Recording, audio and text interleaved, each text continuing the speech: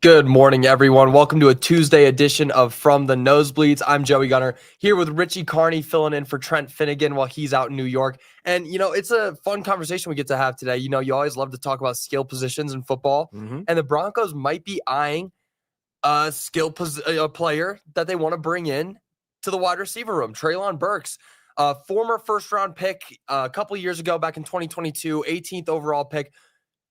Just overall, what do you think about that idea, just from a basis? We'll dive deep into it first of all, of course, but what do you think about bringing in somebody like Trayon Burks? Well, I find it interesting. For one, I mean, obviously there's talent upside with a guy like Trayon Burks. He was a top 20 pick, as you mentioned, but injury history has been something that's kind of plagued him. He suffered, I believe it was an ankle injury in training camp of this past year, which led to him being dismissed from the Titans, who actually, when you go back and look at the circumstances of how he got there, he's the wide receiver they chose after departing with A.J. Brown. So he was their replacement. Clearly didn't go the way that they had hoped that it would.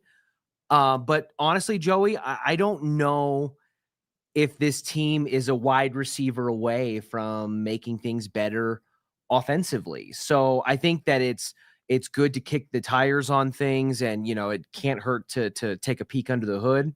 But I guess I just don't know that I see a wide receiver suddenly fixing a lot of the frustrations that we've had offensively. Yeah, no, definitely. I agree with you 100%. I don't know if a wide receiver is really going to be the key to unlocking that Super Bowl door.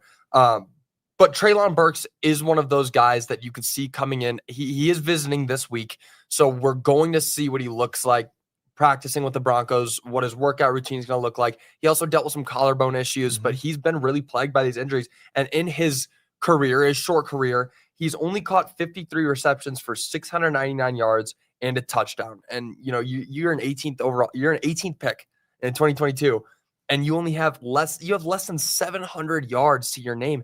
And then you take away the fact that the Titans traded away A.J. Brown for this guy. That's where, first of all, that's crazy. But just bringing up A.J. Brown, that's where I kind of want to pivot.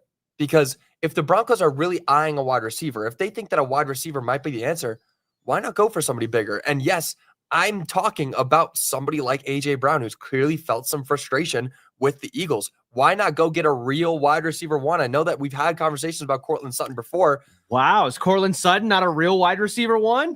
Have we not had these conversations before? Conversations have been had, yes. Yes, and I've participated in those conversations.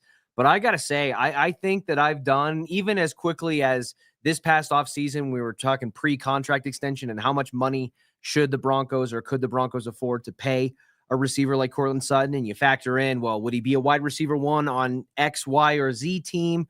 Certainly not here, but maybe there. I think I've kind of done a 180 on that, and I think that I'm fully comfortable with taking it one step further from what we said. Well, he's not a wide receiver one maybe on every team in the league, but he's a wide receiver one here in Denver.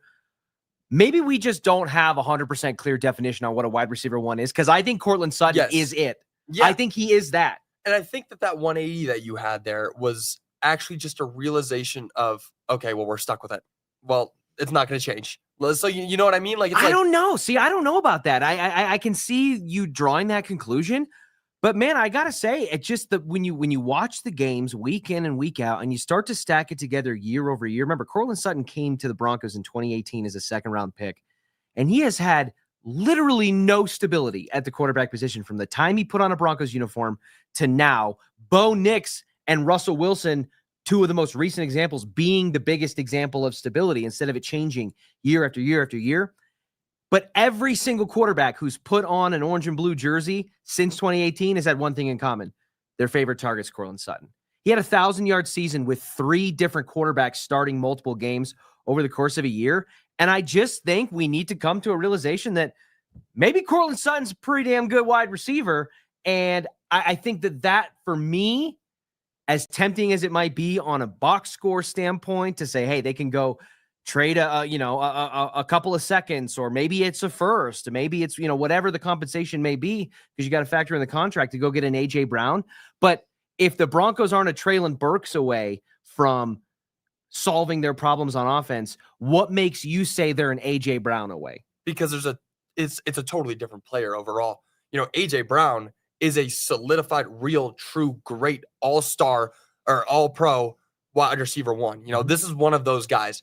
Trayon Burks, what are we doing here? Devon Vele, Trayon Burks. What's the difference? So paying AJ Brown, who I don't have the numbers in front of me. I'm going to assume is probably making north of like $12 to $13 million a year. I'd assume around average annual value, right? So you have that kind of contract plus the draft capital that you would have to give. I remember the Broncos just got all their draft capital back recently from all the trades that they've made, and they're on their way working out of the Russell Wilson dead cap kind of experience. So what you would get from AJ Brown, who admittedly through some frustration has not been very productive with the Eagles, and I don't think that's a reflection of him as a player more so than them as an offense, that's worth more to you than signing a guy like Traylon Burks, who has upside and flash potential, and isn't going to cost you any draft capital, but doesn't have the pelts on the wall that a guy like AJ Brown does. Yeah, no, you make a signing like AJ Brown, it's a total game changer. It is. It's a 100% game changer. And I want to go back to something you said earlier. You were talking about the stability in the quarterback room for Courtland Sutton, right? He hasn't had, none. Nothing. Who are the best two wide receivers in the league right now? Jamar Chase and Justin Jefferson. But honestly, if you're going off name, I would say right now, Jackson Smith and Jigba, and maybe pre-injury Puka Nacua. Sure, but there's always two guys in the conversation. And you just said them, Jamar Chase and Justin Jefferson. Where's their stability? And you may say Joe Burrow, man's injured for half a season every year. And look at Jamar Chase's numbers.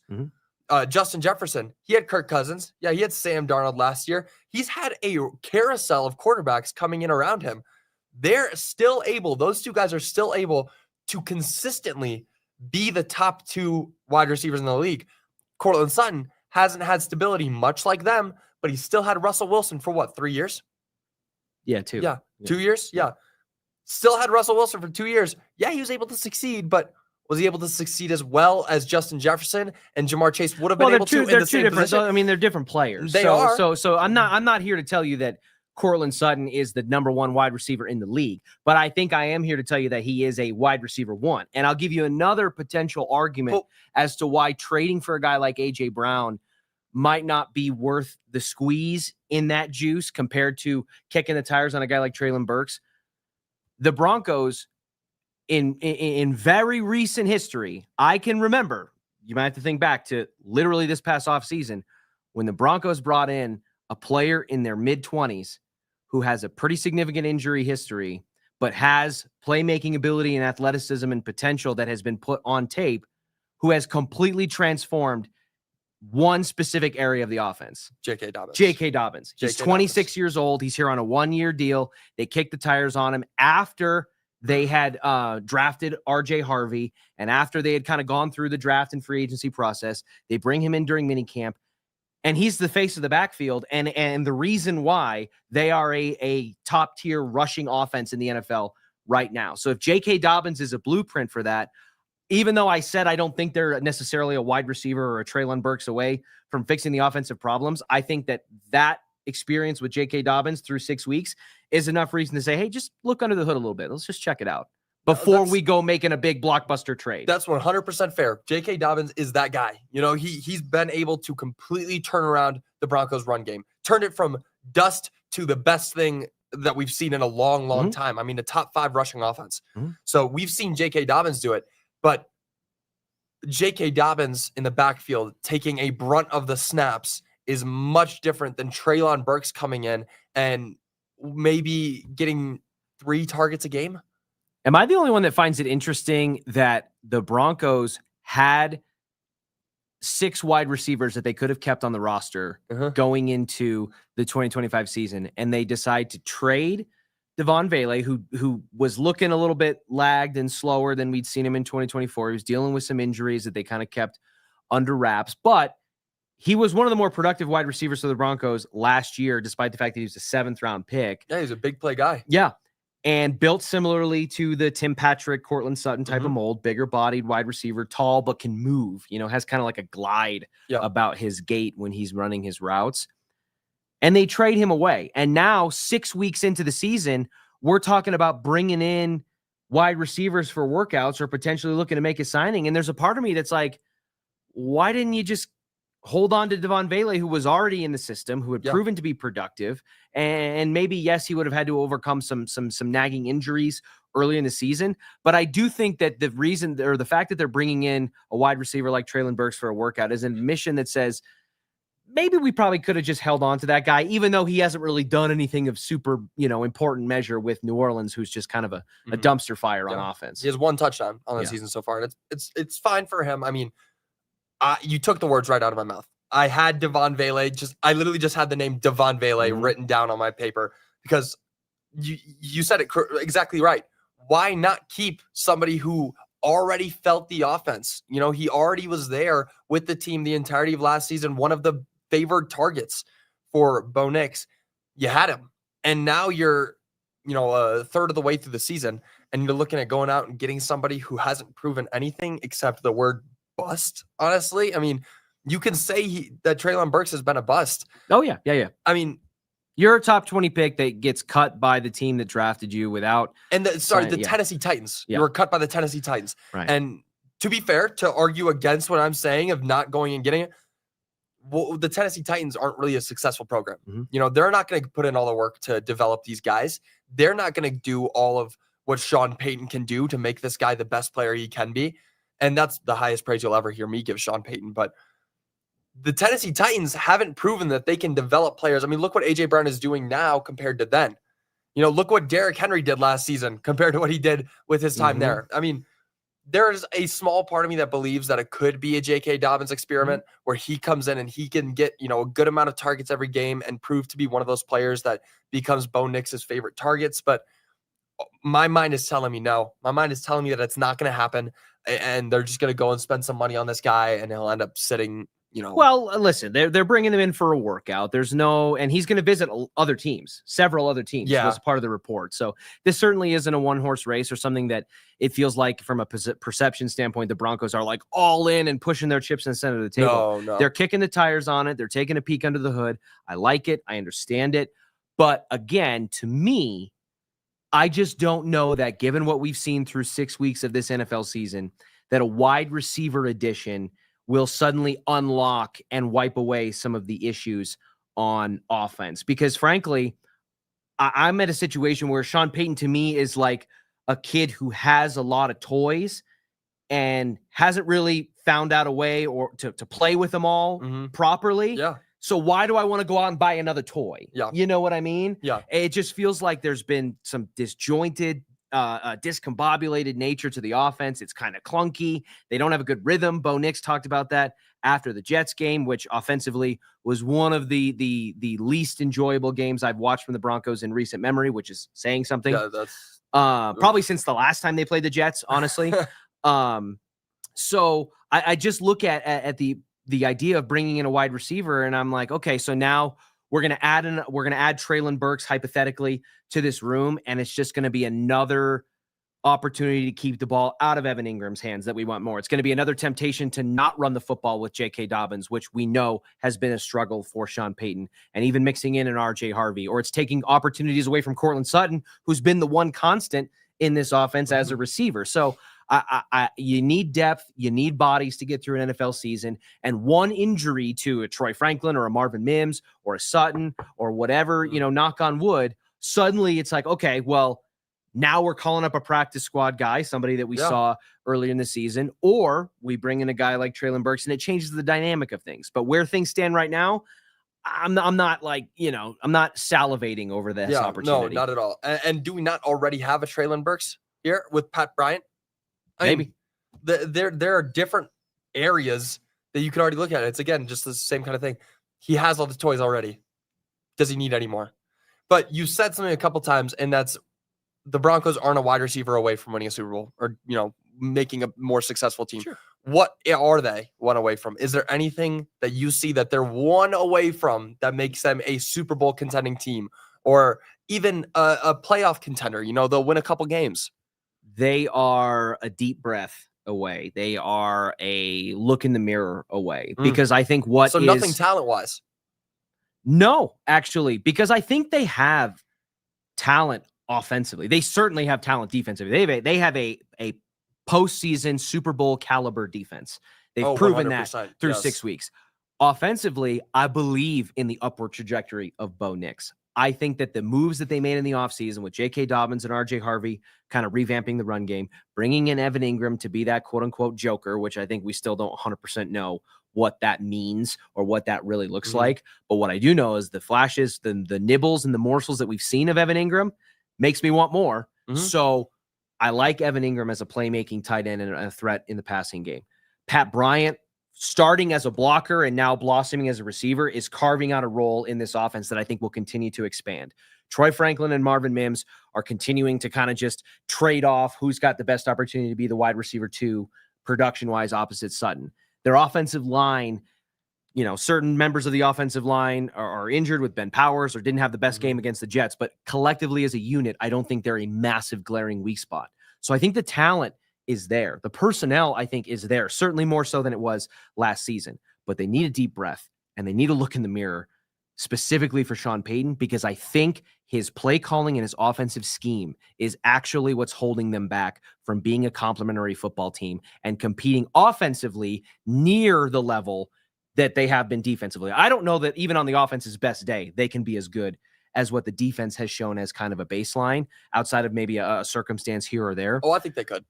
But so many substitutions, so many different formations and different looks. The inability from your starting quarterback's mouth to get into a rhythm and find their flow offensively is creating this clunky, disjointed, 3-and-out laden offense that is putting the defense behind the 8 ball almost every game, almost always from the jump.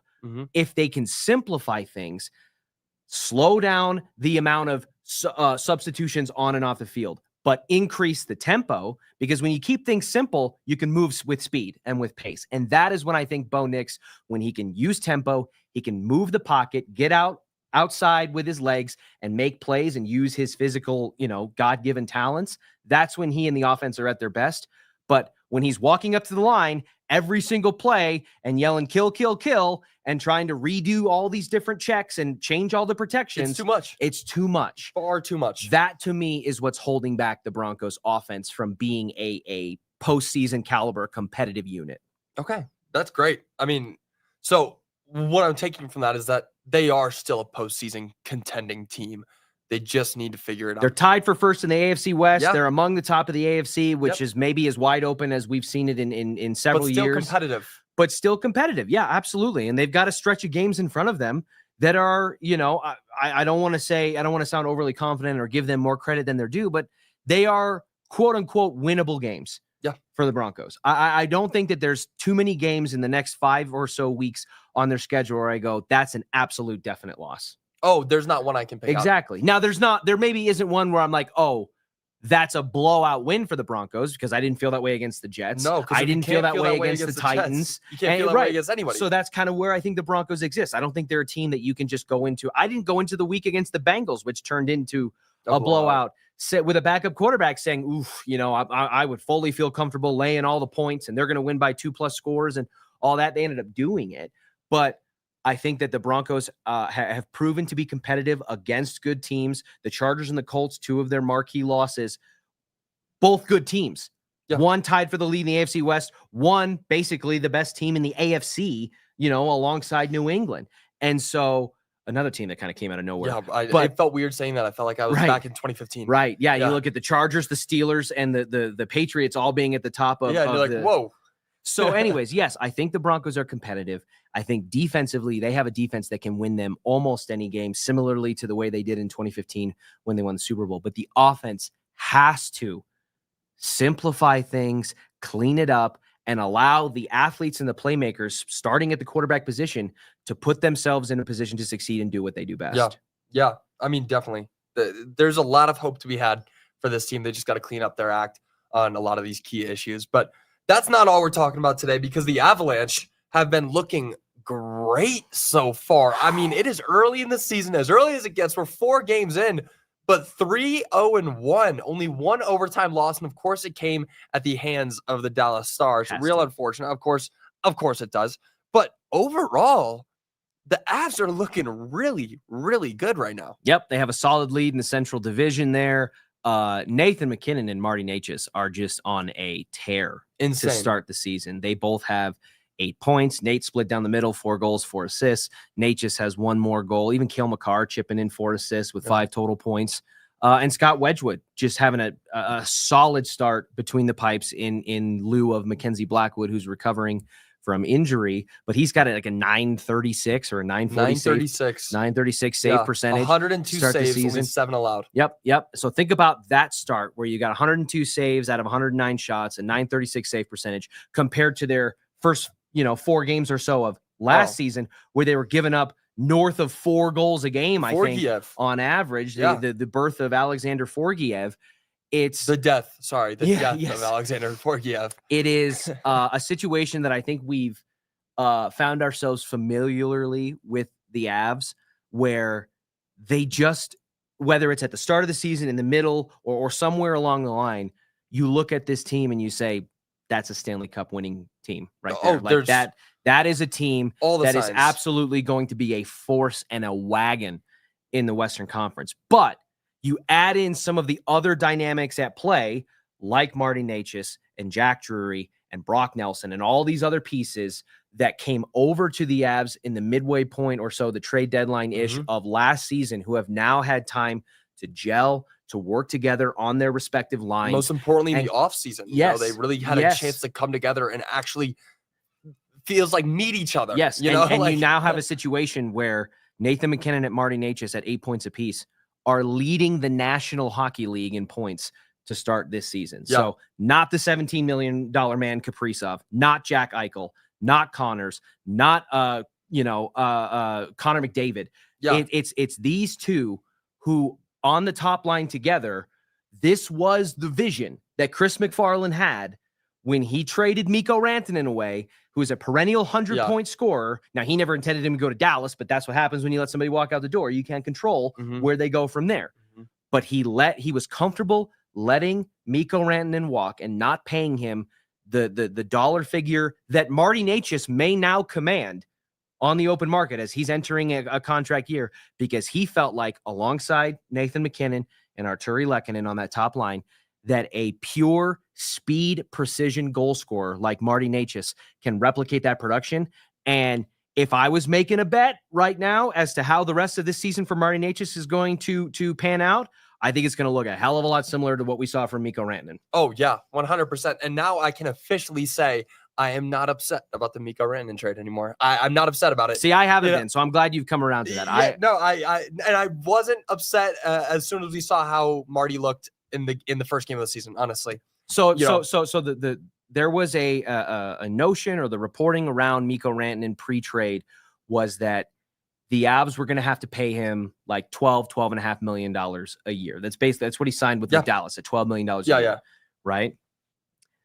Because he ended up taking a very similar deal in Dallas. If Chris McFarland signs Marty Necas to a contract extension, which I think he has to do. I think it is absolutely a must-sign situation, because you can't let a talented player like Marty Necas walk out the door after you let a very talented player like Mikko Rantanen walk out the door and just think that you're going to keep hitting with each new replacement that you bring in at a smaller dollar figure. So if they pay Marty Necas $12 million a year, same exact money that Mikko Rantanen took with the Dallas Stars, was the trade still worth it? Yes, 110%. Because look at what came out of that trade. Correct. Overall, everything that you got out of that trade. I mean, you're talking about Drury. You're talking about other people being able to bring in people like Brock Nelson, because you keep Mikko Rantanen. Brock Nelson's not coming in. None of those players are. Because you don't have the money to do it. You don't have the money to do it. You don't have Necas and Jack Drury. Yeah. You don't have Brock Nelson. You don't have Charlie Coyle, who was there last year. He's not there this year. But he helped you ship out Miles Wood, which is a contract you wanted to move off from, to Columbus, and you got back Gavin Brindley in exchange, who threw a first handful of games of the season. He's been looking great. Looks like he's going to be at a minimum a solid third-line regular season scorer for the Avs. Yes. So some of the players that Chris McFarland acquired, during that trade deadline phase last year are no longer here, but they all served a purpose in helping you got rid of the Casey Middlestat contract as a part of that. You got rid of Miles Wood. You brought in these other players.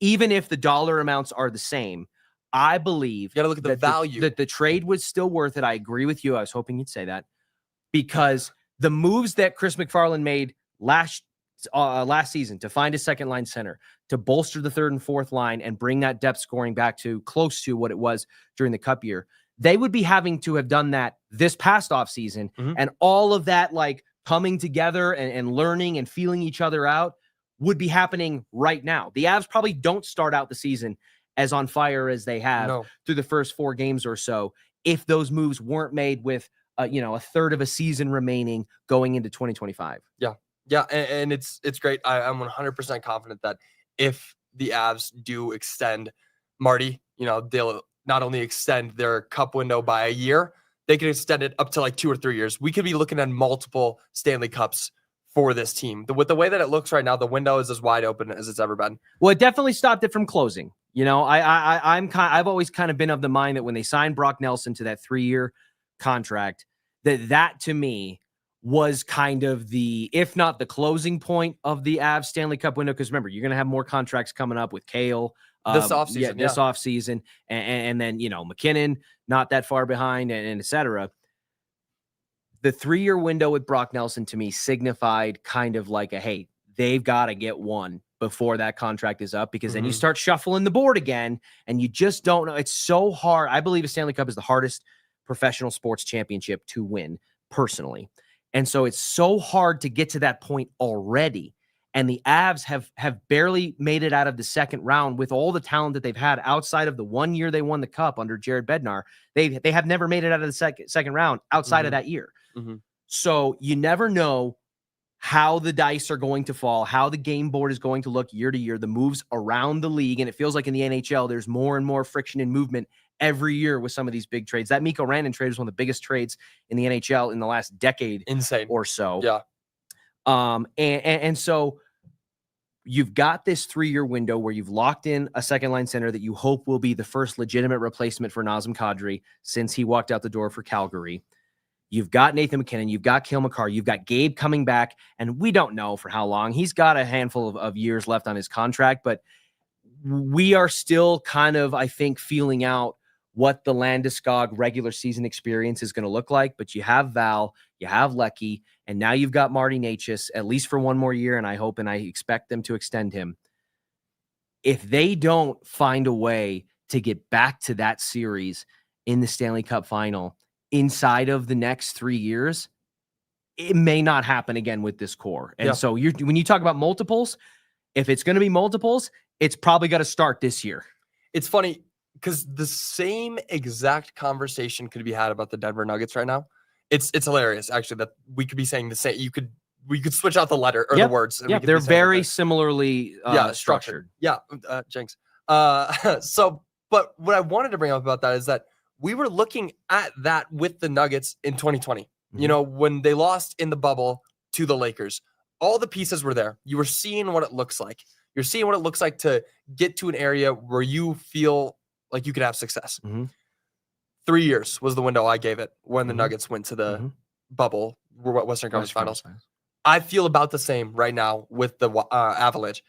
They didn't go to the Western Conference Finals in theirs last year, but they are built to win right now. And I'm giving them less than 3 years. They could win this year and they could win next year. We're looking at what it could be like to win multiple championships or, multiple Stanley Cups back to back.